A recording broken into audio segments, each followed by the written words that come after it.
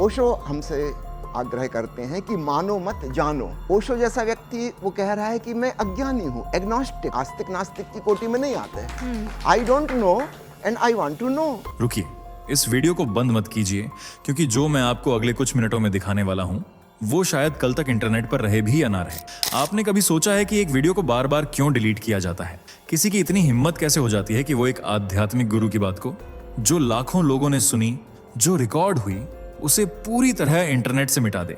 एक आदमी ने कुछ ऐसा बोल दिया कि पूरी दुनिया उसे चुप कराना चाहती थी। वो आदमी था ओशो, और उन्होंने जो कहा वो सिर्फ इस्लाम के बारे में नहीं था, वो महिलाओं के बारे में था, वो उस सच के बारे में था जिसे आप जानते हुए भी अनजान बने रहे। कल्पना कीजिए, एक औरत रेगिस्तान में ऊंट की पीठ पर बैठी है, धूप, थकान, सफर, और तभी उसका पति कहता है अभी यहीं, और धर्म कहता है तुम मना नहीं कर सकती। क्या ये मैं बना रहा हूं? नहीं, ये लिखा है किताबों में, हदीसों में, और ओशो ने बस उसे जोर से बोल दिया, आज मैं आपको वो सब दिखाऊंगा जो आपसे छुपाया गया, वो आयतें, वो हदीसें, वो तर्क जिन्हें सुनकर आपके रोंगटे खड़े हो जाएंगे। और अगर आप एक महिला हैं तो ये वीडियो आपकी जिंदगी बदल सकता है। अगर आप एक पुरुष हैं तो ये आपको सोचने पर मजबूर करेगा कि आप किस व्यवस्था का हिस्सा हैं। इस वीडियो के अंत तक आप या तो बदल जाएंगे या इनकार कर देंगे, लेकिन अनजान नहीं रह पाएंगे। तो तैयार हैं? क्योंकि अब वापसी नहीं है। चलिए दोस्तों, फटाफट कमेंट करके बताइए आपको ये वीडियो कैसे मिला। क्या आपने खुद सर्च किया था, या फिर ये वीडियो अचानक आपकी स्क्रीन पर आ गया और आपने बस जिज्ञासा में क्लिक कर दिया? सच बताइए, क्योंकि हमें भी जानना है कि आजकल YouTube हमारी वीडियो आप तक किस रास्ते से पहुंचा रहा है। आपकी एक एक कमेंट से हमें समझ आता है कि आप हम तक कैसे पहुंचे, और यही हमें और बेहतर वीडियो बनाने में मदद करता है। और हाँ, अगर आप इस चैनल पर नए हैं तो अभी फैक्ट मंत्रा को सब्सक्राइब कर लीजिए, क्योंकि यहाँ आपको मिलती है वो बातें जो ज्यादातर लोग बोलने की हिम्मत नहीं करते। वीडियो पसंद आ रही हो तो लाइक जरूर कर दीजिए। आपका एक लाइक हमें और ज्यादा सच्चाई दिखाने की ताकत देता है। चलिए दोस्तों, अब बिना वक्त गंवाए वीडियो में आगे बढ़ते हैं, क्योंकि आगे जो आने वाला है वो आपको सोचने पर मजबूर कर देगा। आज की इस वीडियो को शुरू करने से पहले मैं एक बात साफ कहना चाहता हूं। हमारा उद्देश्य किसी धर्म, मजहब या जाति की भावनाओं को ठेस पहुंचाना नहीं है। हम सिर्फ उन बातों पर चर्चा कर रहे हैं जो धार्मिक ग्रंथों और ऐतिहासिक स्रोतों में लिखी गई हैं, ताकि सच्चाई को समझा जा सके, न कि किसी का अपमान किया जाए। तो इसे नफरत नहीं, ज्ञान की तलाश के रूप में देखें। क्या आपने कभी कोई ऐसी वीडियो देखी है जो इंटरनेट पर टिक ही नहीं पाती? हर बार जब कोई उसे अपलोड करता है वो कुछ ही घंटों में गायब हो जाती है। कोई रिपोर्ट कर देता है, कोई हटवा देता है, और प्लेटफॉर्म्स भी उसे ऐसे मिटा देते हैं जैसे वो कभी थी ही नहीं। आज मैं आपको एक ऐसी ही वीडियो के बारे में बताने वाला हूं, एक ओशो का प्रवचन जो शायद आपने कभी नहीं सुना होगा, और अगर सुना भी है तो दोबारा ढूंढना नामुमकिन है। क्यों? क्योंकि ये वो वीडियो है जिसे कई बार इंटरनेट से मिटाया गया है, बार बार। कोई नहीं चाहता कि आप इसे देखें, कोई नहीं चाहता कि आप ये सुने कि ओशो ने इस्लाम और महिलाओं को लेकर क्या कहा था। जो भी इसे अपलोड करता है उस पर दबाव डाला जाता है, रिपोर्टिंग, ब्लॉकेज, साइबर हमले, सब कुछ होता है। लेकिन सवाल उठता है, ऐसा क्या बोल दिया था ओशो ने? एक आध्यात्मिक गुरु जिसे दुनिया खुले विचारों के लिए जानती है, उसने ऐसा क्या कह दिया कि वो पूरी एक कौम के लिए खतरा बन गया? क्या ये सिर्फ एक और विवाद है, या फिर ओशो ने सचमुच किसी गहरे छुपे हुए सच को उजागर किया? आज इस वीडियो में हम उस खोई हुई आवाज को फिर से सुनेंगे, वो बातें जो दुनिया आपसे छुपाना चाहती है, वो सवाल जो पूछने की इजाजत भी नहीं दी जाती। अब वक्त है उन्हें सामने लाने का। ओशो अपने एक प्रवचन में कहते हैं, मोहम्मद ने कहा है कि औरत कभी भी ना नहीं कह सकती, चाहे वो ऊंट की पीठ पर क्यों ना बैठी हो। अगर उसका पति उस पल भी संबंध बनाना चाहे तो उसे तैयार रहना चाहिए। रुको, एक बार फिर सुनो। ऊंट की पीठ पर औरत को इनकार करने का भी हक नहीं। क्या आप सोच सकते हैं कि एक धर्मगुरु, एक पैगंबर ऐसा कुछ कहे और इसे ईश्वर की बात माना जाए? यही कहा ओशो ने, और यही वो लाइन है जिसने तूफान खड़ा कर दिया। उन्होंने इस्लाम की उन शिक्षाओं पर सीधा हमला किया जिनमें महिलाओं की भूमिका महज एक शरीर तक सीमित की गई है। ओशो ने साफ कहा, अगर कोई धर्म यह सिखाए कि महिला की जन्नत सिर्फ इस बात पर निर्भर है कि वो अपने पति को संतुष्ट करे, तो वह धर्म औरत को देवी नहीं, भोग की वस्तु बना देता है। सोचिए, एक औरत की आत्मा, उसका ज्ञान, उसका त्याग, उसका प्रेम, सब बेकार अगर उसने अपने पति को ना कहा। ओशो के शब्द तलवार जैसे हैं, सीधे, तेज और बिना किसी संकोच के, और यही उनकी ताकत भी है और विवाद भी। जब उन्होंने ये बात कही तो उन्होंने सिर्फ एक धर्म की आलोचना नहीं की, उन्होंने उस सोच पर हमला किया जो औरत को बराबर का इंसान मानने को तैयार ही नहीं। ये वो पल था जब ओशो ने सिर्फ प्रवचन नहीं दिया, उन्होंने आईना दिखा दिया। जैसे ही ओशो का यह बयान सामने आया, इंटरनेट पर जैसे आग लग गई। वीडियो वायरल हुआ और फिर अचानक गायब हो गया। कुछ ही घंटों में रिपोर्ट्स की बाढ़ आ गई। यूट्यूब ने कम्युनिटी गाइडलाइंस का हवाला देते हुए वीडियो हटा दिया। फेसबुक, इंस्टाग्राम, यहां तक कि रेडिट तक पर इस क्लिप को ब्लॉक कर दिया गया। जो भी इसे शेयर करता, या तो उसका अकाउंट सस्पेंड कर दिया जाता या फिर उसे धमकियां मिलने लगती। क्यों? क्योंकि यह सिर्फ एक बयान नहीं था, ये एक सवाल था उस व्यवस्था पर, उस परंपरा पर जो सवाल उठाने की इजाजत ही नहीं देती। और यही बात कई एक्स मुस्लिम कम्युनिटीज को अंदर तक झकझोर गई। उन्होंने इसे एक चेतावनी नहीं, एक सच मानकर देखा। उनके लिए यह वीडियो किसी हथियार जैसा बन गया जो उन चीजों को उजागर करता है जिनसे वे खुद भागते रहे थे। उन्होंने इस वीडियो को बचाने की कोशिश की, इसे डाउनलोड किया, मिरर किया, रिपोस्ट किया, वीपीएन से अपलोड किया, लेकिन फिर भी हर बार ये मिटा दिया गया। यहां तक कि कुछ वेबसाइट्स ने इसके लिंक परमानेंटली ब्लॉक कर दिए। आप समझ सकते हैं ये कितनी बड़ी बात है जब किसी देश या धर्म की आलोचना करने पर आपसे आपकी आवाज तक छीन ली जाती है। ये सिर्फ सेंसरशिप नहीं है, ये एक वैचारिक युद्ध है जहां सच की कीमत चुकानी पड़ती है। और ओशो का यह प्रवचन उस युद्ध का वो गोला था जिसे सब दबाना चाहते हैं।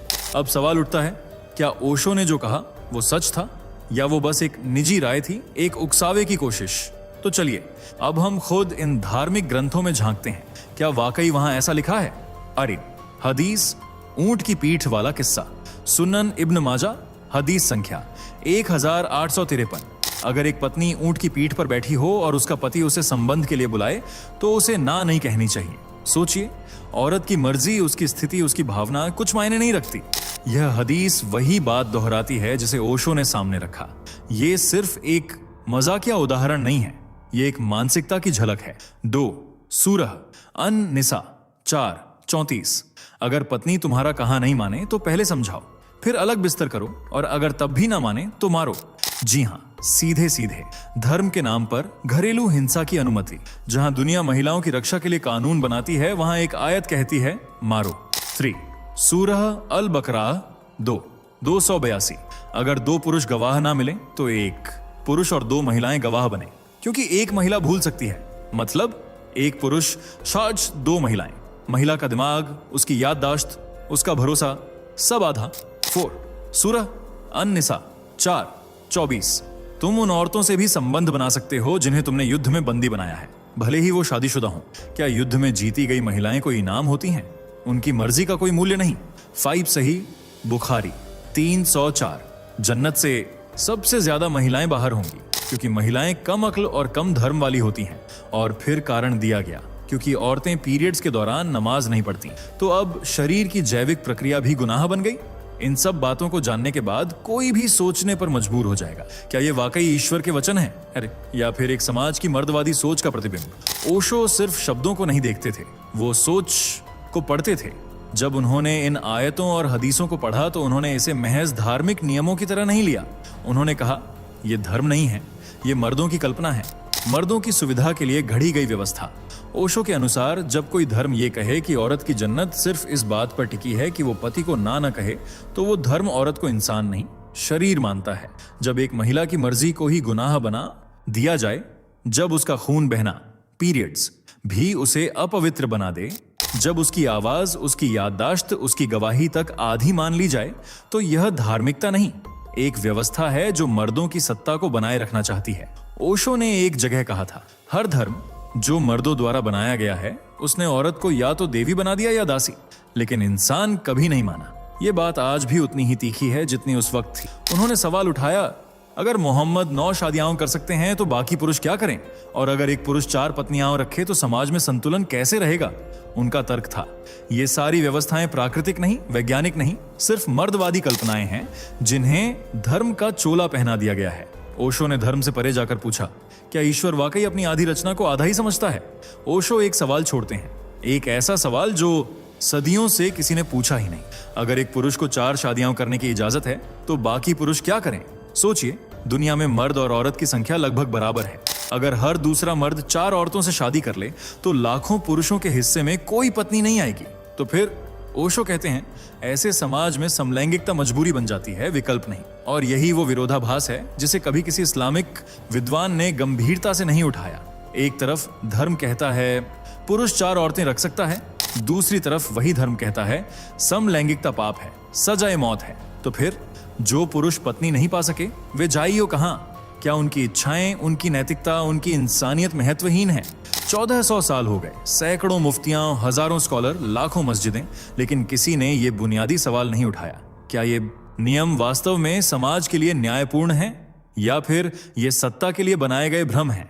ओशो की सबसे बड़ी क्रांति यही थी। उन्होंने उन प्रश्नों को भी उठाया जिनसे धर्म डरता है, और यही कारण है कि उन्हें चुप कराने की इतनी कोशिशें हुई, क्योंकि उनके सवाल जवाब नहीं मांगते, वे सोच की मांग करते हैं।